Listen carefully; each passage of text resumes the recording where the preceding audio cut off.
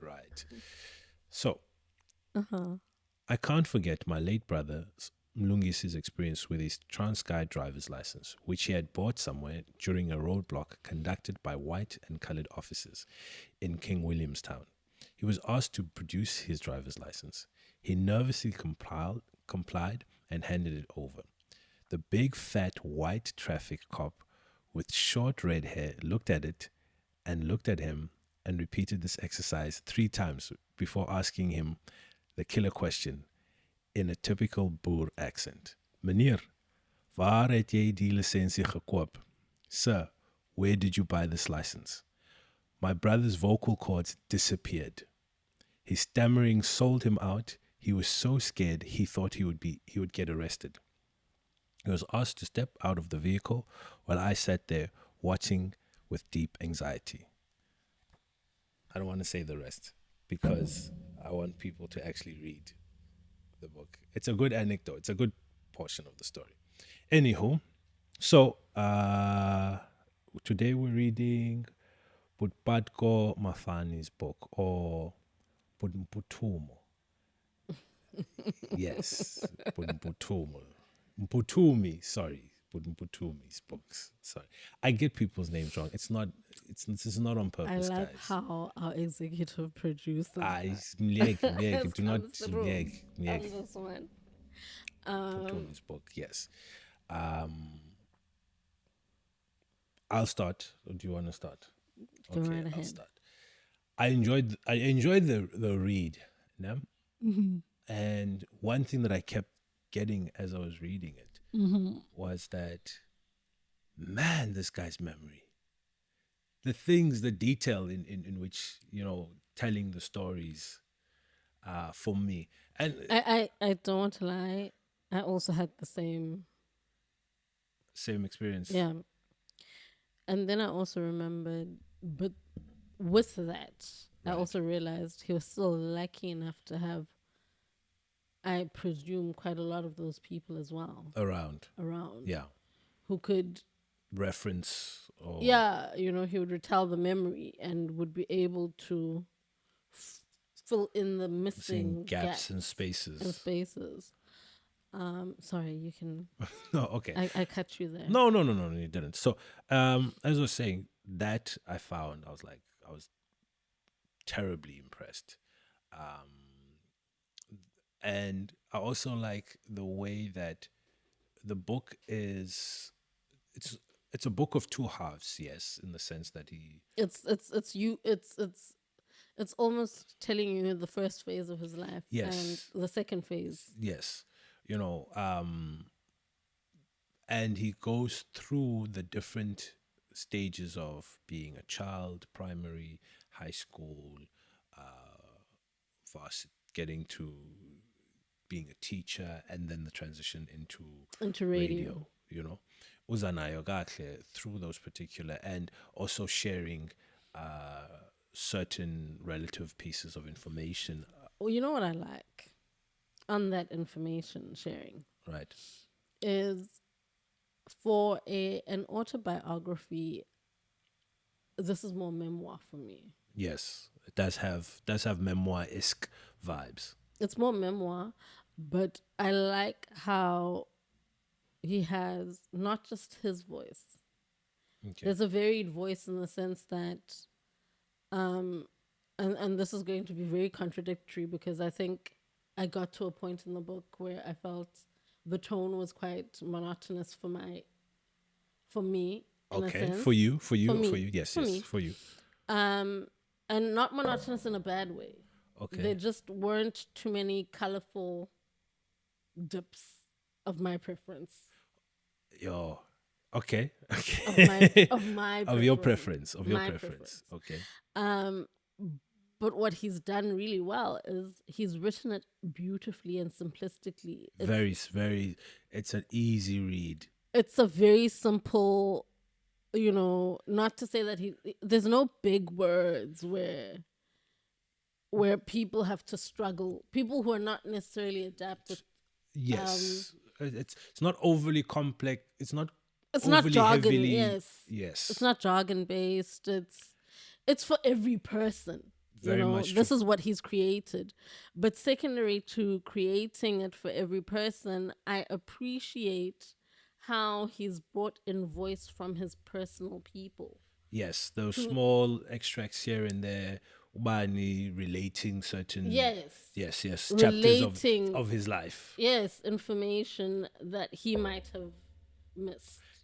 Can I was gonna probably say this later, but now we're here now. One of the things about those little portions where the person speaks, Yeah. yes, his former the former principal, certain people there and there. I was reading it and I'm thinking to myself, isn't this crazy? Getting your roses while you're still alive, Yeah. you know. Yes, he was doing it for the book purposes, but because he's talking about his story, Yeah. you know, you're getting to hear people's Point of perceptions view of and you. perceptions. It was also quite interesting to. There are quite a few names of people that Yeah, I know he's I know personally. yes, That he's mentioned, or people you've grown up with, yeah, or are privy to. certain spaces and Yes, people and circles. Yeah, So that was interesting. But outside of just that, it's also how after every chapter he's got a takeaway yes, from his own his own lessons. notes about So that also was an interesting way because people write autobiographies, yes, and never once have I come across an autobiography where somebody literally Putcos. gave a summary of, I told you what transpired in the moment. Yes, And in retrospect, when I look back, this is what I pick up and this is what I've learned. yes. And this is how I've moved. And I was like, this is really, it's I quite, I have a piggybacking that, but it gave me the. Have you ever watched the show Everyone Hates Chris? Right. So that show is like Chris Rock's. written in Chris Rock's voice. Yeah, it's persona. his story per se, but it's you're watching him experience the childhood moments, Yeah. and then him narrating the same yes. situation, and it gave me a little bit of that, like this is as much as his telling the story and reflecting on that moment, and you the reader see him as a child in these different Spaces and times. one as he goes. It's also that narrative breaking the fourth wall type of situation, you know, coming through and saying, hey, I want to part this, the lessons I took out of that particular moment. I liked it as much as you did. One of the other things that I liked about his journey, and this was a conversation we had before reading the book. We're talking about honor guards, you know, and how, is it guards of honor? Yes, but you know what I mean as far as the phrase goes. Yeah. And how it is not an innately European thing, you know. In the book where he talks about when he's at They're at school, at the Seventh Day Adventist school. Yes. But it's obviously a private school in the times of apartheid. Yes. And so obviously they're with kids who, he studied in a time where their parents were dignitaries. And you must understand that there was that whole Transkei was its own space. Bruh, It was its own country. It was the Republic. The Transkei was its own country, yes. instead of being incorporated in South Africa. So it's written in a time where, and Transkei had black people and black elites. Yes. So he speaks about how one of the learners at the school who was their friend, yes, happened to be the son or daughter of the late Mam Stella Stau. Yeah, I believe so. And so when she would come, they would literally take their towels and put them on on the on the ground, ululating, you know, singing as a god of honor. yes. And our conversation around it was, it's amazing how there are things that black people do that technically majority of the time are seen as a white concept, a Western concept. Yes, I prefer Western concept as a term. Continue. You know, and where we actually realized there's not huge difference. These things existed in a black space. It's because you see it in generally how people are not necessarily told to do it. Yes. But they just all seemingly do it at the same time. Very much true. And one of the things for me, not veering too much off of the book itself, on the God of Honor topic, or the honor God. And how they did it for all the parents of kids whose parents were considered prominent or wealthy. Yes, whether you're a businessman, whatever the case. You didn't have to be just royalty. Yes. People they all admired as a general. What I wanted to say is, with regards to the way we do it as African people and the way Western people do it are completely different. You know, to us it is a festive moment. You know, and I say this because I know of moments like in at work where some manager, top level, who everybody liked, would leave, and then we'd have a God of Honor, and people would be standing there. I don't know, I'm so antsy, sorry. I don't know. People would be standing there like, you know, gotta show respect. And I'm like, if you let us black people do us in this moment, because that's how we celebrate. Back to my sister's graduation, and my sister who's friends with Ozipho. Yes. Ozipho from Michael.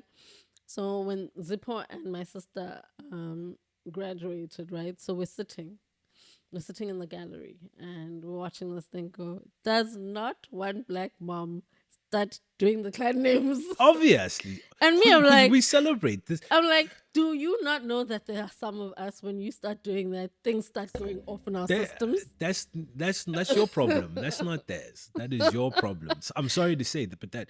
But you know, and so this piggybacks off of what you're saying, but we are not. We have I don't want to say unafraid. We are a very courageous. Okay. We're a very courageous community. Okay. In how we approach things with a zest of life. I was gonna go for colorful, but courageous will work.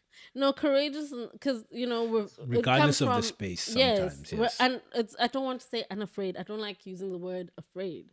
Yeah. So hence I'm choosing to say courageous. We are very courageous in our approaches, and we could not be bothered. We shouldn't be bothered, you know. And I say that because you look at, and it's irrespective of status. Yes, I say we shouldn't be bothered because people go to university, and I'm going to use that as an example. People go to university and they graduate, and that moment is a very happy moment, you know, and how we express that happiness, especially not just, I don't want to say in an African context. You're doing it here in Africa. You know, I'm not in London having this graduation where Hlambi in London or wherever, they're all prim and proper and whatever. I'll tell you a small story. Before you get there, but I want to finish this train of thought. We're not there. We're here. So let's do things our way. Let's enjoy. You know, we do it everywhere in the world.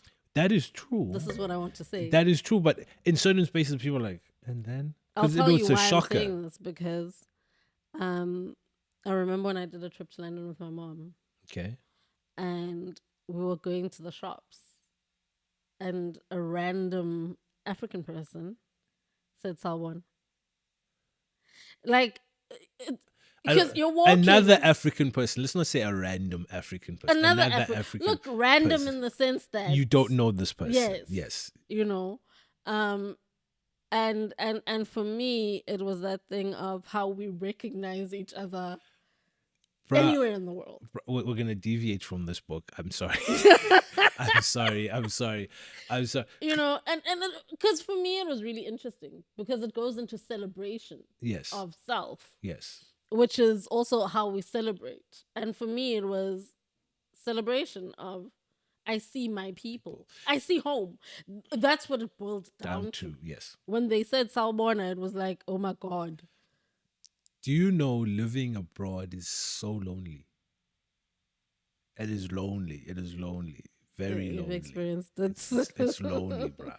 Like, and I said we're gonna veer, and I'm sorry. Let's pause. I'm Can sorry. we park this conversation? yes, because yeah, it's gonna go places. No, we'll park this and conversation. we don't want to take away. Yes, we'll park the conversation. conversation, and maybe what we'll do is maybe after this show, we'll shoot a small segment we'll put up Talk about talk about it. The because thing it's is, a conversation.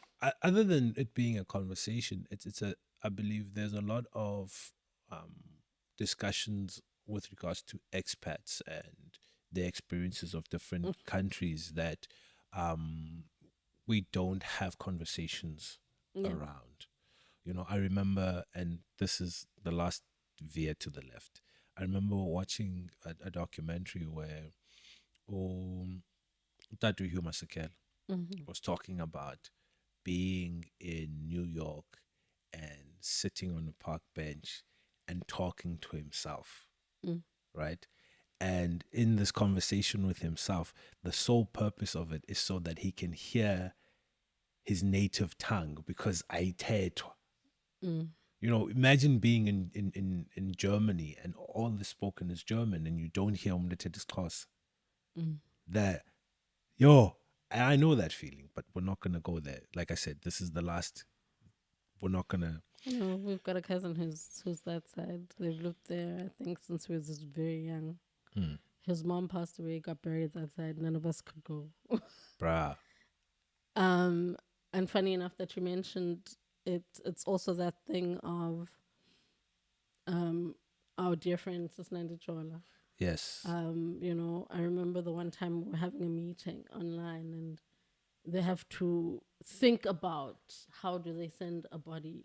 You know, they have a friend, and then they have to think about the bringing repatriation. Repatriations. Yes. So, you know, there's quite a lot to unpack. Yeah. But time out on that. That's a conversation for another day. Time out on that. Back to Putco's book. You know, it's a beautiful time to have it in. And I say this purely because, I mean, I was also looking at him reading this book after having watched him host the Dan conversations. Yes, the Dan Rose conversation. The Dan Rose Foundation. For the Dan, yes. Yeah. Having to host the book launch at St. Stephen's. Yes, we were there. We were blessed to be there. You know. We're still going to review that book. We have it. Yes. We have copies of that book. We're going to review it. But now we're veering off. No, we're not. But we will look into it. No, we're reviewing it. There's no looking into it. We're looking into it. We have the books. We're looking into it. Hey, it's guys. Sorry for I'm not saying we're not going to read the book. I don't know what she's on, but we're definitely reading that book. You know, having had him on there, yes. You know, look, Putco is very charismatic. That's, Continue. Continue. Putco is very charismatic. And so we're there and we're shooting this conversation. Yes. And he walks past us and I'm like, are you guys live streaming? Yeah. Yeah. You know, he's looking out for the link, and hopefully when we do send him the link for that, we will send him this link. Yeah. But outside of his charismaticness, it's very interesting to have this nod. Do you know, for me, of walking into, because there's so many stories that need to be told. Yes. All our individual stories should be told. That's my belief, Yes. right? Everybody has a story, and Because we've all got lessons and we've all got insights and yes, views on the same yes, things that are not necessarily the same, yes. but that bring a different depth and warmth to our collective history. John, we all experience things, but we experience it from different places and perspectives. You know, Because look, he was in apartheid, and you know, my idea and concept of apartheid is not it's not because we lived. where his was. Yes, because we lived near the latter stages of apartheid. So there are certain nuances and things that by the time we understood it, we had transitioned into, oh, this is a new South Africa. And it's like, okay.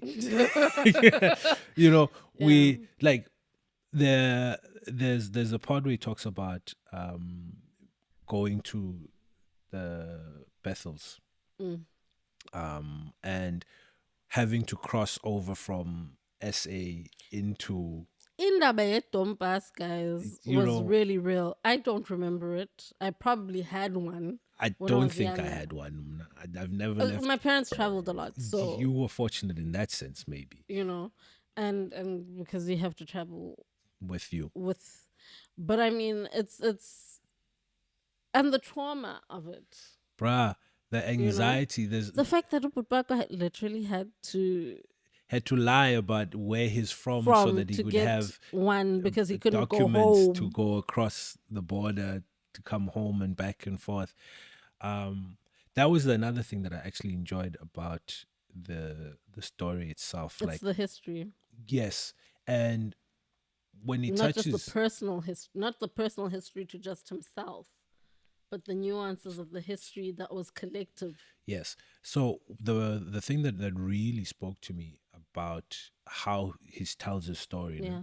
is with each portion of his life that he touches on, Mm-hmm. he does not shy away from what is happening in society around him. Mm. But he's also he packages it in such a nice manner that Mm-hmm. he shares what somebody of that age group would have had sight of. Mm-hmm. Do you get what I mean? Versus, obviously, He doesn't tell it from his adult perspective. yes, He has an ability to relive and retell and re-experience yes, but as his younger self. because there's a part where he talks about coming to New Brighton, Mm.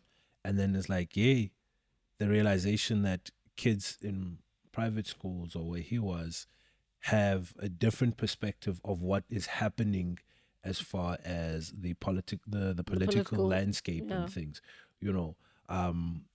And when he was talking about being there, Mm. he touched on it that they did strikes and things, but he spoke on things that were just relevant to that time and those experiences, not adding too much. Because one of the things that sometimes I feel when people tell stories Mm-hmm. is they will add so much of what is happening around them that the story stops being about them. Mm. It becomes about all of these other, and you're like, okay, I hear you, but let's get back to Mm. you and navigating this portion of your life. We'll get to that. So that's why I say I like the way that he shared each aspect of its life relevant to what was happening to him, as well as adding that little layer for me Mm. of what is happening in the world. Um, the other thing I wanted to say Mm-hmm. before we move to any of your notes Mm-hmm. is when we met him, Yes. nah, I've met him a handful Mm-hmm. of times, but he's always given me the same, I don't want to say energy, but the same approach, né? Of just being a down to earth person. Mm. He's a well known radio I think there's a presenter. tapestry that comes with coming from this side of the world. Okay. Um, I see it in a lot of people. they are who they are there, Yes. but they're also who they. They are It's also a person at the end. yes, but this is not how I want to put it. Okay. It's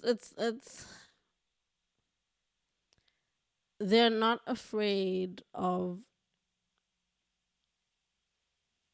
the persona Yes. and who they are to the world, Right. but they're also not courageous enough to not live their true lived The experience. true self. Yes, and I say this with Putco because I remember a time where he's friends with a friend of mine, Right. and they're much closer than you know. It's one of those things where somebody you know is dating somebody, Okay. but they become your friend. Let's not get spicy, but No, continue. it's not spicy. It's not spicy. Okay. I'm saying how I got to be in his In personal this circle. space. Okay. In this space. In Continue. his space. I Right. don't think I'm In in the his circle, circle, but in but space. I got a A glimpse of glimpse. him in a private space Okay. Okay. Okay. because his friend happened to date my friend, Ah. Continue. and they had a birthday, and Okay. we happened to share space. Space. So you get to see the personality. But then I haven't seen him in a very long time. And then when I saw him again at the Dan and Rose, it's the warmth that he comes with. Yes. When he sees a human, he sees a human. Yes. He doesn't walk past you as not seeing you. Yes. Not that having a superiority complex of sorts. Yes, you know? You're a person, just Which like is the me. same thing he translates.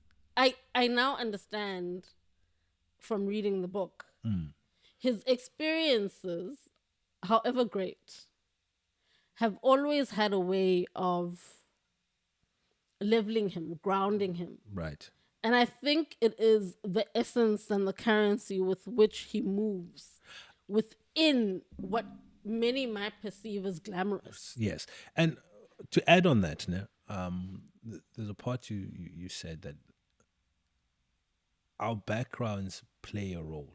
Yeah. You know, coming from humble backgrounds, and he doesn't shy away, but you know, he didn't come from the most well-off families, but everything that he got, he was grateful for. Four.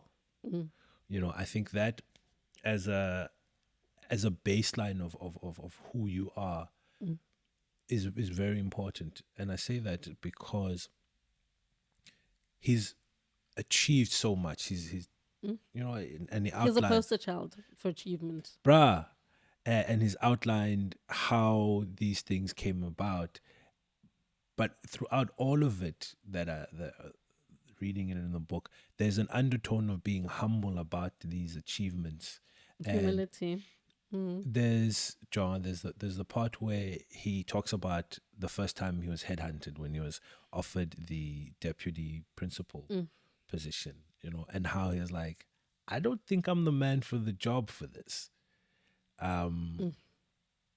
It's not a matter of who you think you are. It's a matter of also realizing the how other people Perceive you, yes, you know. And one of the parts that I enjoyed most about him relaying that year of teaching and being a deputy principal, he just did him. He wasn't like, I guess it's also, you know, when you have a particular sense of work ethic, yes, you will get noticed. true, very much And I true. think that's why he Work got speaks for you. noticed. Because, you know, he relays how he was fairly young and new to the system, even when he got the position. Yes, You know? he was looking just for a teaching gig, and then it's like, no, be a teacher and my right hand. And here's the thing, at every turn in this book, you see the hand of elevation. Yes, It's not where you think. You see where you think you can carve out your corner. yes, okay, how am I gonna word this? How I'm trying to word this is, we see ourselves only this big for example, Yes. in the You can context see of the yourself in a world. tiny pocket. Yes, but the world sees you bigger than Who who you you say are. you are. Yeah. Right. And They see you for the greatness that is that's within within you. you. Yes, Yeah. even if you at certain points in times don't recognize it Yeah. for yourself. But there's one thing about his story, like this to me is one of those, and it's not necessarily a poster child thing, but it's one of those things where I'm like, a lot of people that make it to a high level of celebrity or achievement in their lives have this common thread of, I knew I wanted to do this. Like from yay high, I knew I wanted to do this. Which brings me to I had long dreamt of working at a radio station.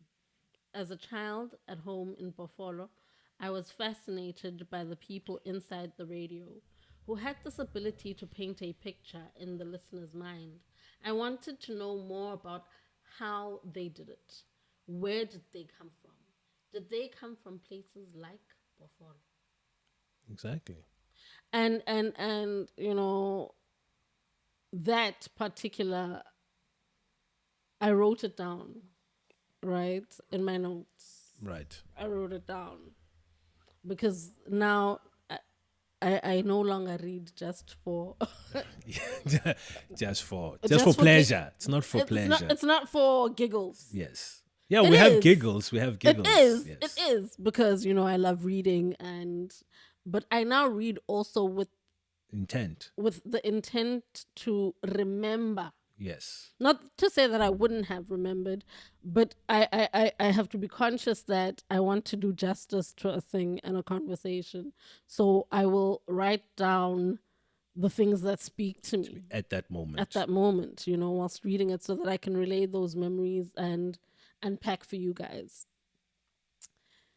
What he says here on page 28 Yes. of Grace 3. So He I read also this. Wait, calls sorry. He also calls his chapters Grace. Grace. I think Yes. that for me was the first, when I opened chapter 1 and I was like, Grace 1, I was like, I love this. Okay. I'm not going to say what I was going to say. Continue. I love this.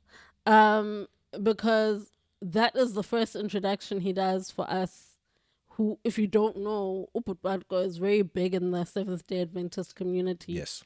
And so he comes from a very churchy, for lack of a better word, environment, And you know, background. and background. But it also doesn't stop him from being human because as I'm saying that, I'm remembering I have somewhere on my phone, I think a video clip of him imkitin. Okay. Okay. Which is testament to the color Of the person. of the person. Yes. You know, he's extremely colorful, he's extremely gracious. But this particular memory of how his first love of radio comes about is reminiscent of, you know, Tina Dala Bakule in the times before DSTV. Yes.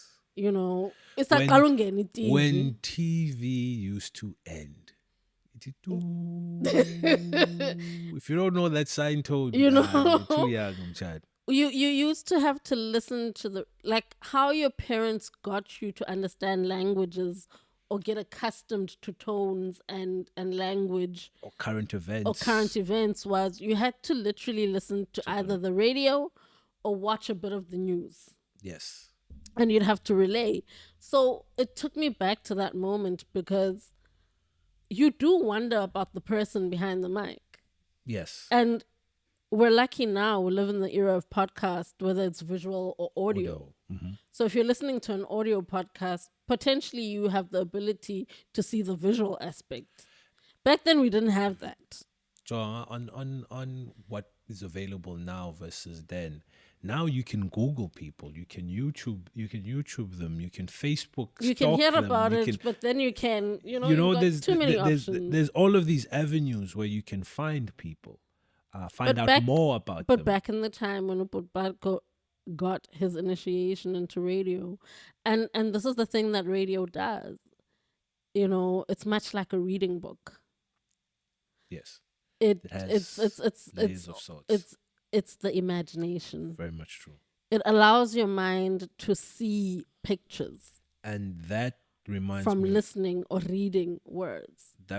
of him relaying his um, introduction to s- to being hazed in boarding school and being put into a cabinet and pretending to be the radio. That was amazing. Imagination, Mm. you know, and how he eventually, Became a sport. He was doing sportcasting. yes, He uh, became a radio. He became a school so announcer he or commentator commentator, yes, without the bells and whistles of commentating, but he did it. And that was the early beginning stages of how he created his radio so persona. yes, that was the proving and training grounds, the chiseling, if we were, of the the the honing of the craft of what we have now. Mm. It's there's a thing about 10,000 hours, that it takes 10,000 hours to be proficient or good at any particular skill or thing that you do.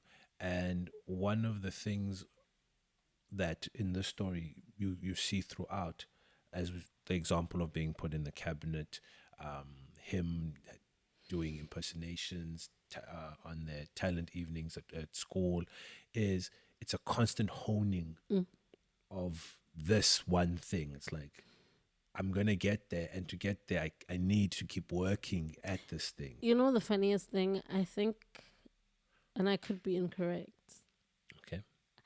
I don't think at the time he thought he was. I think this is a retrospective point of view. Possibly. At the time, he was doing it because he enjoyed it. Yes. Because sometimes we do things, mimicking things because we just love how they sound, not knowing where it is landing us. Yes. Because even how he notes how he lands, in how he leaves being a teacher into being, it's a by the way. But that's it's not a by the way. No, I don't think it's a by the way. So I half and half agree with you. No? And the reason I say half and half is maybe No, he's always wanted to, but I always, mean, the by the way is the unexpected element, not necessarily. yes, being headhunted. Yes, it's not. I got the job before I was before I going tried going for for the the job. job. That's what I Yes, mean. yeah, okay. When I say it's by the way. Now I get you. Yes, it's he wants to do radio, but often enough times we don't know how to go about it. Like, and I say this also in essence of, we wanted to do podcasting. Yes, this was a conversation 3-5 years old. Do you know what I mean?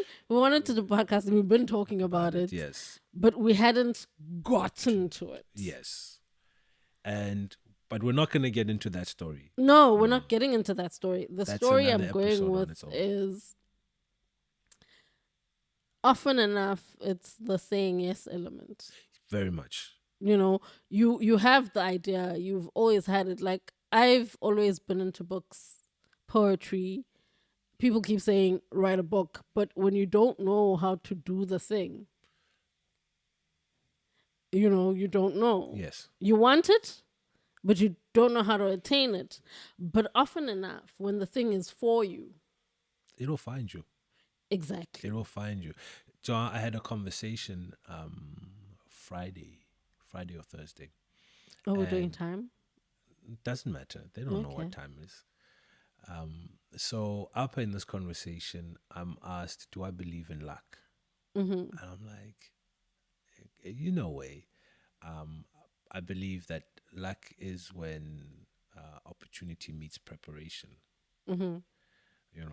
And this was something somebody had said to me, and it has stuck with me, that if you do the part that you're supposed to do, if you're prepared, if you do you, the opportunities will avail themselves to you. And when I say will avail themselves to you, opportunities are plenty. But because we're not prepared, we either don't see them, or when they come to us at the wrong time. You get what I mean? Because you haven't done the work to be like, yes, I can do this. A part of you. Sometimes it's not even the wrong time. It's No, it's again, like I it's, said, it's the wrong. wrong Yeah, I time. know It's you're not the doing wrong parentheses. time. It's the only issue with um distant moments. Yes. A lot of the time is self doubt Yes. Amen. because it doesn't matter whether like I did a film festival thinking that I was not a coordinator and I got the gig and I did it. You make it happen. Do you know what I mean?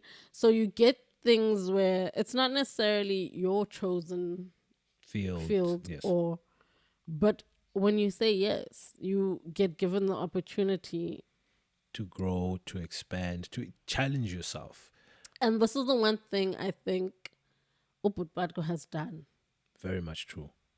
He's allowed himself, much like, how kids receive things and they move and he's managed to maintain that energy of falling and getting up and going again. Yes. John, there's on the thing of saying yes that you mentioned, I'm reminded of how he becomes the school timekeeper, basically, the bell ringer. As the story goes, there was somebody else who was doing the job. I think they were sick or something happened, and he was asked to stand in. And Because he's so diligent. well, I don't know. He'll have to answer that Well, full. I received the spirit of Spiritual diligence. yeah. And in for his me, telling. Joe, for me, I took it in the sense of they looked at him as being responsible. Like he's got himself all put together. He might be able to do this. So let's ask Obani for the day. Then we'll come back to whoever was doing it. And then for him to do it regardless, because this was the thing I thought was crazy in the book. He's like, there would be strikes for whatever reason, and the boys would stay in their dorms, but he would still ring the bell. That I thought was crazy. Because like most people would be like, my bus boy. you know what I mean? But it's for me, sorry, I just want to finish. For me, this goes to show the character. He's determined. Not just determined. Like the thing of I made a commitment and I'm going to honor this commitment, even if this and this I don't necessarily agree with it at this point, but this particular commitment, I've made I've made it a priority in my life that I will do this thing. I'm interested to find out one small thing. So he says in his book, and I said it the day we saw him, but we're gonna have a conversation now. So we're gonna have a author interview about this book. And I'm putting this question here so that when he hears this, he prepares for the question. In the book, right, Okay. he says he never missed a day. Even when sick, rain, snow, whatever, he was ringing that bell sharp. There's the one incident where they get arrested.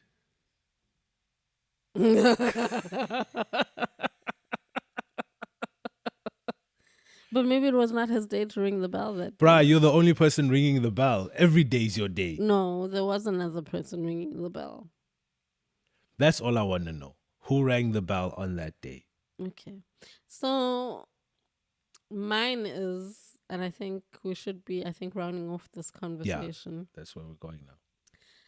I'm excited to have a conversation with the book. And I know it's going to go left a lot of the times.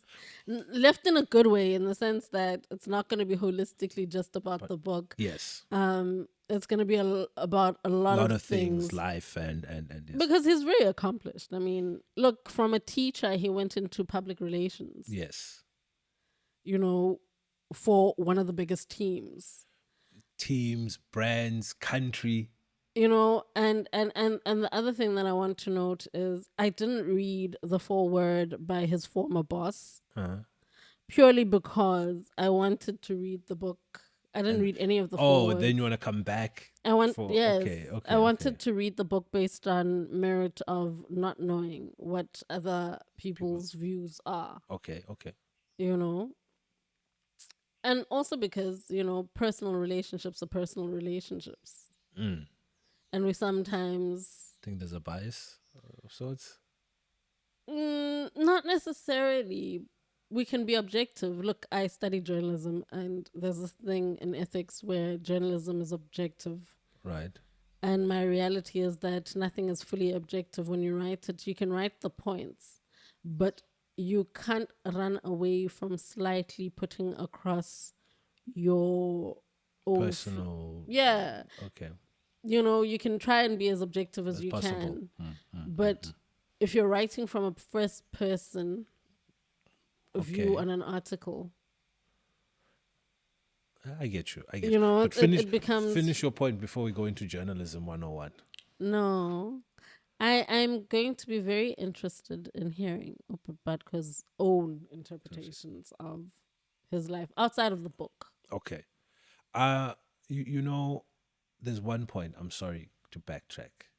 No, We I'm sorry, but no, we're signing off, we're and signing he's off. going Yeah, back. I'm backtracking Okay. because this thing, when you're talking and I slapped my hand, Yeah. I remembered it for the second time, Okay. but I wanted to add this thing. Uh huh. It was about his character, you know. When I spoke about how he's down to earth, relatable, and I think a part of it comes from being a teacher by profession, by vocation. You have to have a level of relatability with people, you know. And I think because of that background, all of the fame, all of the popularity, yes, he understands that. He knows that his name is known in many circles, but he'll always be able to deal with on a personal It's one-on-one amazing how level we deal with without him as a persona and not his name. It's going to be interesting to meet Umputum. open put on. Yes. Put the put in front. Don't do I'm that. using. I get what you mean. I get. I'm It's being not without the respect. yes. It's just using the name as a standalone. Yeah. And to hopefully also unpack what being a bearer of that name means Yes. in his lineage, in his. Well, he does touch on it in the No, book no, how he. he came to the name. Yeah, no, but Okay, we're going back into the book. there's a different um unpacking that you do sometimes in conversation as opposed to written down thought sentiment. Yes, yes, yes. And hence I'm mentioning it's going to be interesting to get to ask him about the differentiation between the name he was given at birth and the persona of the nickname Yes. that majority of the country knows him by. Yes. Because, And this is the crazy thing that this is one of those because things. it's going to be interesting to know. This is one of those things where a lot of people might think that Putco is his actual name, for example, and not necessarily a nickname / persona Yeah. versus the real him. Okay. But let us But on with that bombshell, on that transition point. It's been lovely. We've spoken mainly on a lot of his informative years. The book does go on and didn't touch on the rest of it on purpose because we want people to read. We want you to grab a copy of the book, And get to know Yes, the the author, author you know, get to have your own lived experiences. experience. Maybe Yes, sit in a nook in your house. John. Maybe go sit in a field and John, read the book. this book, my mom read it in 2 days. 2 days flat. She finished the book, and the only reason it took her 2 days was halfway through. She was like, "No, let me get my notepad. There are notes I need to make." I was like, "What?" So it is a really good book, worth the read.